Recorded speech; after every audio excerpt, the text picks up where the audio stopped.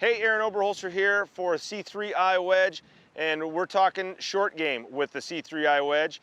Here at the beautiful Talking Stick Golf Club in Scottsdale, Arizona, we got this gorgeous facility that we're using right now in the back of the range here at Talking Stick for our short game purposes. And right now I want to talk to you guys about the releasing pitch shot, or the pitch shot that is supposed to release. Now, again, much like the spinning pitch shot, the releasing pitch shot's a little easier to hit because you can play it with a square blade and usually you're gonna get one check and then release, but it all depends on the lie you have. Obviously, the tighter the lie and the way that you play the shot determines how much spin you're gonna get on the ball.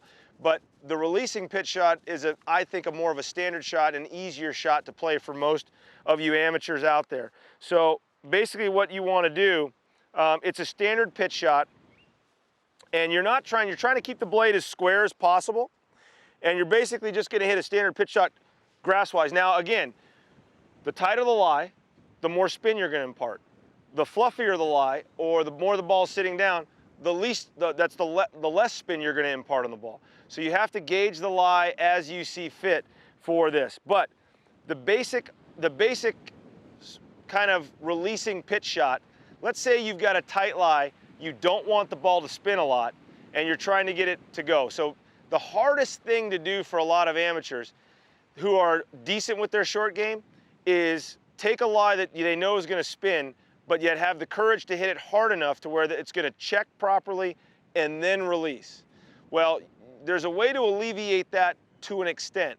And it was a shot that was actually shown to me by Tiger Woods in the 2006 or 2007 Masters. I can't remember which one, but we were on the pitching green in the Masters practice facility before they built the beautiful one that they have there. And I was watching him hit this shot. And he was hitting this shot across the green and kind of against the slope. So the slope was running this way, and he was literally hooking his pitch shots into the hillside and kind of killing them, but making them go further by imparting almost kind of a hook rotation on the club. Now, this is a very difficult shot to hit for most amateurs. So I'm not gonna go into exactly how Tiger showed me how to hit that shot. But the lesson you can learn from what I learned from him is basically you can hood the club a little bit. Okay, you can hood the club just ever so slightly.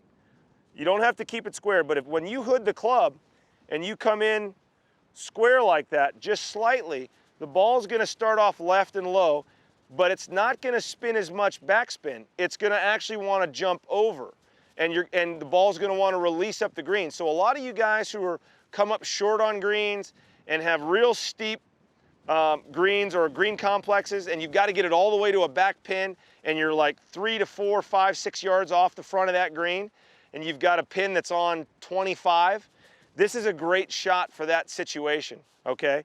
More towards the back of the stance, maybe a ball up from your right toe, and then from there, you're gonna keep your hands ahead and you're gonna hood the club ever so slightly, and then you're just gonna go through your normal pitching motion, okay? And from there, instead of the club finishing this way at 45, because you've hooded it, it should, the lines on your club, the grooves on your club should be at 90 degrees, perpendicular to the ground when you finish. That's when you know that you've hit that kind of rolling, running shot. It's a great shot to have. You can play it with a bunch of different clubs. You can play it from a pitching wedge or a 9-iron, 8-iron even. That's really gonna go. All the way up to your C3i 59 or 65 degree lob wedge. It's a little more difficult with these clubs, there's no doubt. It's a lot easier with the 54 or 56 degree wedge, but you can do the same thing. So hood it just a little bit, one ball up from the back from your right toe, and just make a normal chip shot motion.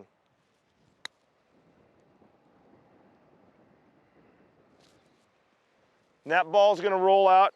You're not gonna have as much backspin. You're gonna have kind of slight backspin, but on a different axis. The ball's not gonna wanna stop as much.